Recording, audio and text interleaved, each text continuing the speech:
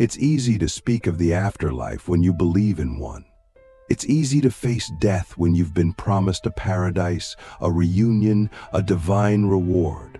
But what happens when that belief doesn't exist? What happens when the stories we've been told don't hold up in the face of our own mortality? This is not the path of the faithful. This is the path of those who look death in the eyes without the armor of religion, without the comfort of dogma, and still found a reason to keep breathing. Still found something sacred even when every story about the sacred had shattered. We do not speak today of easy deaths. We speak of the ones that shook the soul, the kind that came quietly in the middle of the night or violently without warning. We speak of the people who sat in hospital rooms, in car wrecks, on operating tables, or alone in their bedrooms, and knew, perhaps for the first time, that the end was not a myth, not a metaphor, but real. And in that moment, belief didn't rise to meet them, but something else did. Something more primal, more mysterious, more raw. You may have thought that without faith, there is nothing left at the edge of life. But then you arrived there and you discovered something unexpected. You discovered presence, not a presence outside of you, but one inside, a stillness, a clarity, a recognition that even without belief, you are still here, and something in you refuses to collapse. That refusal, that steady heartbeat in the face of the unknown, is where a new kind of spirituality is born.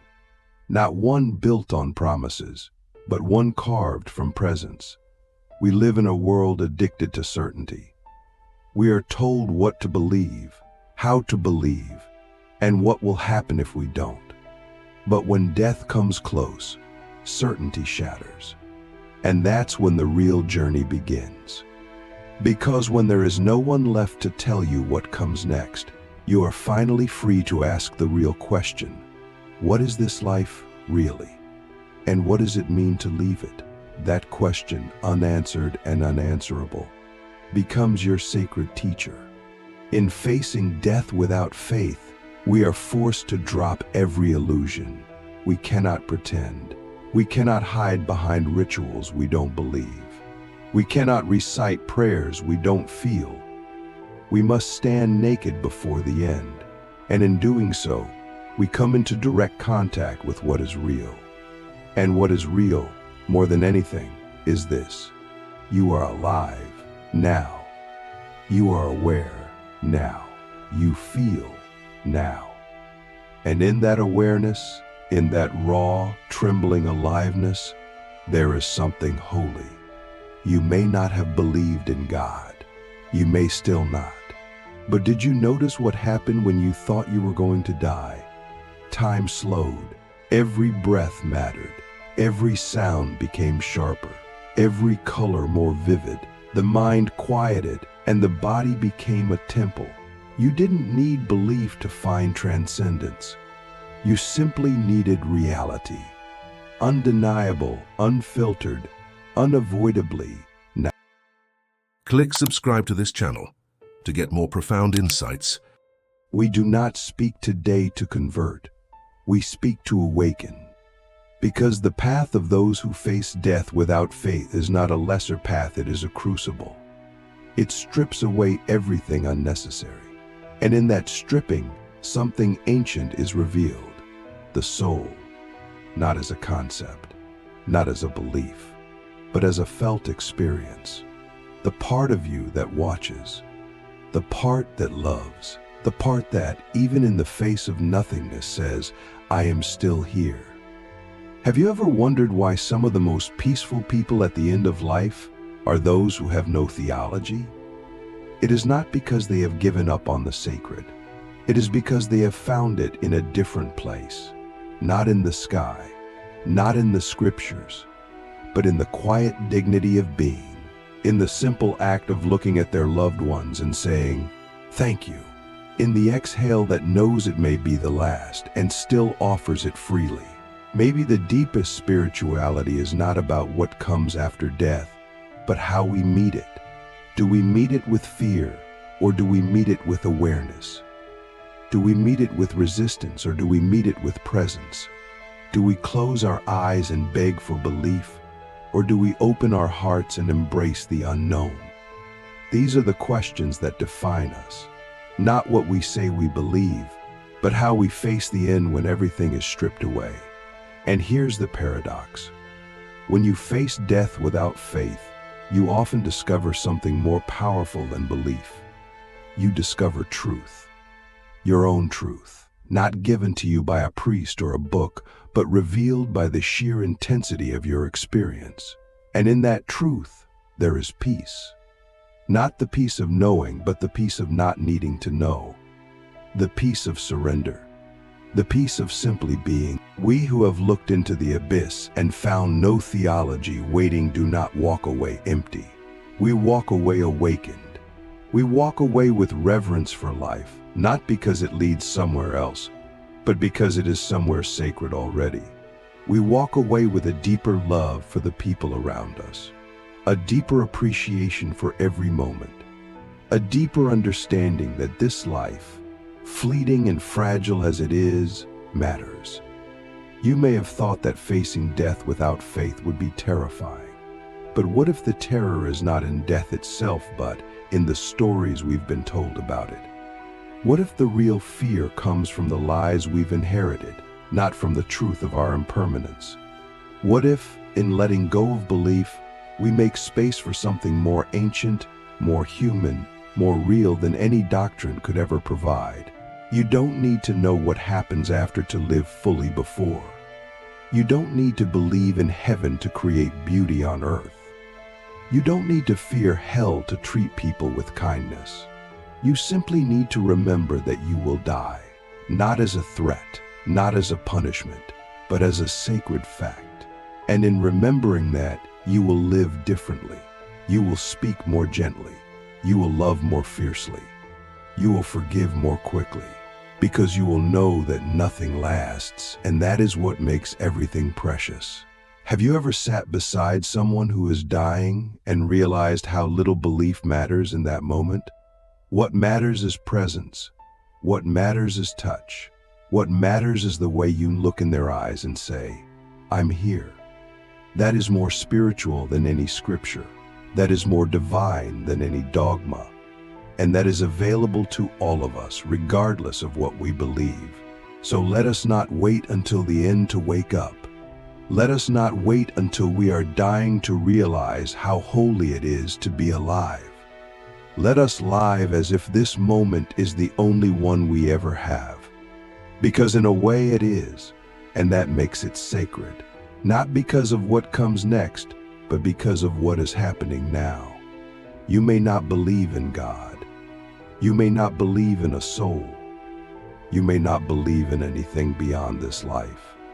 But have you noticed what happens when you hold someone's hand and really mean it? Have you noticed the way your chest opens when you witness a sunset? Have you noticed the stillness that comes when you stop trying to control everything and just let life be what it is? That is spirituality. That is the spirituality for those who face death without faith. It is not about answers. It is not about salvation. It is not about knowing what happens when the light goes out. It is about being here while the light is still on. It is about loving as fiercely as you can in the time you are given. It is about looking death in the face and saying, "You do not scare me because I have lived." And maybe, just maybe, that is the most spiritual act of all. There is a kind of holiness that only reveals itself when everything else is stripped away. When the stories collapse, when the doctrines fall silent, when the prayers feel like echoes in an empty room, what remains? That question is not a void. That question is a mirror. And when we face death without faith, we are invited to look deeply into that mirror, not to find answers, but to find ourselves. Not the self we perform, not the self we protect, but the self that has always been watching, waiting, witnessing. This is where the spiritual life begins for those who have no belief to hold on to.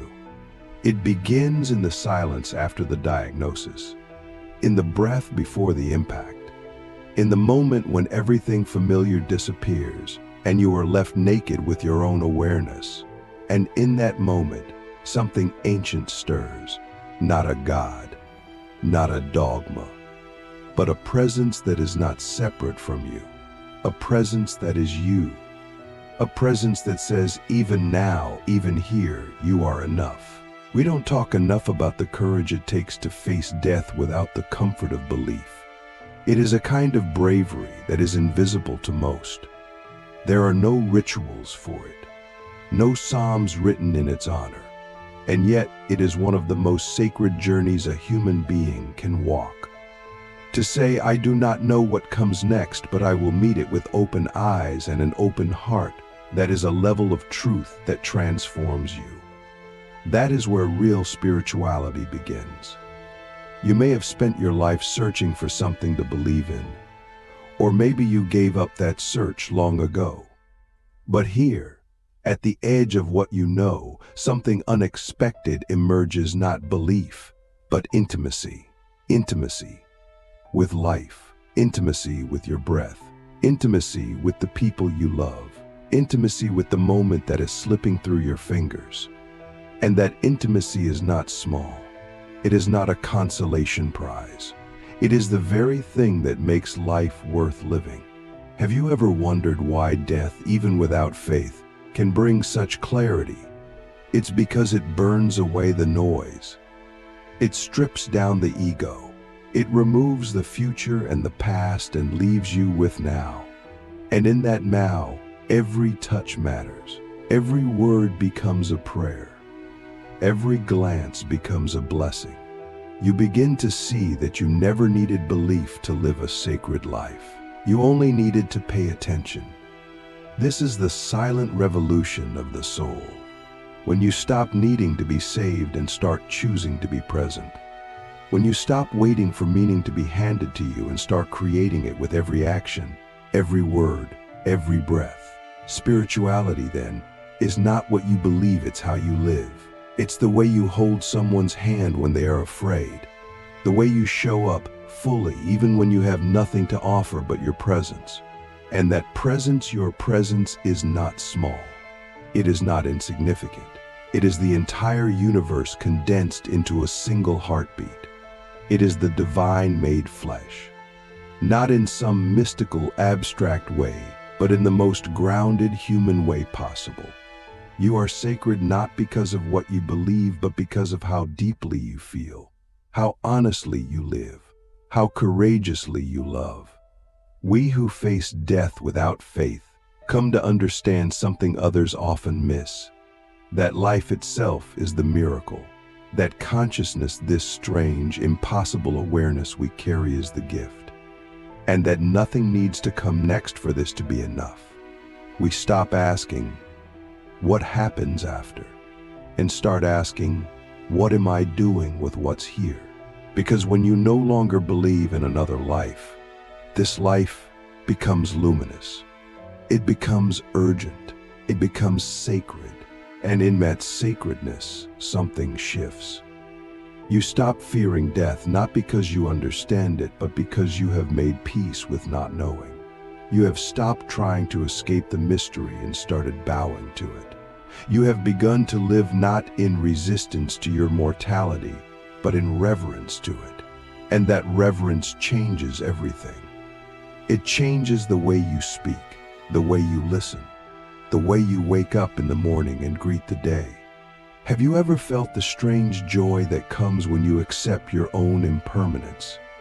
That quiet ecstasy that rises when you stop trying to outlive your life and start inhabiting it fully. That is what death teaches us when we stop running from it. It teaches us to live, not in fear, not in fantasy, but in full, embodied truth. And truth, no matter how painful, is the doorway to freedom. You don't need to believe in heaven to live a heavenly life. You don't need to believe in eternal reward to be kind, to be generous, to be loving. You just need to remember that this moment is all you're guaranteed, and that makes it priceless. That makes it holy. That makes it enough. And maybe that's what the spiritual life really is for us, the ones who walk without faith. It is not a path to something beyond. It is a descent into what already is. It is a surrender to the mystery without the need to define it. It is the courage to say, I do not know why I am here, but I will live as if it matters. Because it does matter. You matter. This life matters. Not because someone told you so, but because you feel it deep in your bones. So ask yourself now, if you knew today was your last, who would you love more freely? What would you forgive? What beauty would you allow yourself to see? What fear would you finally release? What truth would you finally speak? These are not hypothetical questions. These are calls to awakening. And you don't need belief to answer them. You only need to be honest. The spiritual life of those who face death without faith is not about preparing for the next world. It is about redeeming this one. It is about finding the divine not in the sky, but in the smile of a stranger, in the taste of your favorite meal, in the laughter that rises in the middle of sorrow, in the quiet knowing that even if this is all there is, it is enough. And when the time comes when your last breath nears you will not need belief to carry you. You will be carried by love, by memory, by the lives you touched, by the truth you lived. That is your legacy. That is your heaven. And it is here. It is now. We are not less spiritual because we do not believe. We are a different kind of spiritual. We are not waiting for the light, we are the light. We are not asking for answers, we are learning to live the questions with grace. We are not seeking to escape, we are choosing to embrace. And in that embrace, we discover the deepest truth of all. That to be alive, even for a moment, is the greatest mystery and the greatest miracle. Not because someone told us so, but because we have felt it. We have faced death. And in doing so, we have truly begun to live. You are not alone on this path. We are many.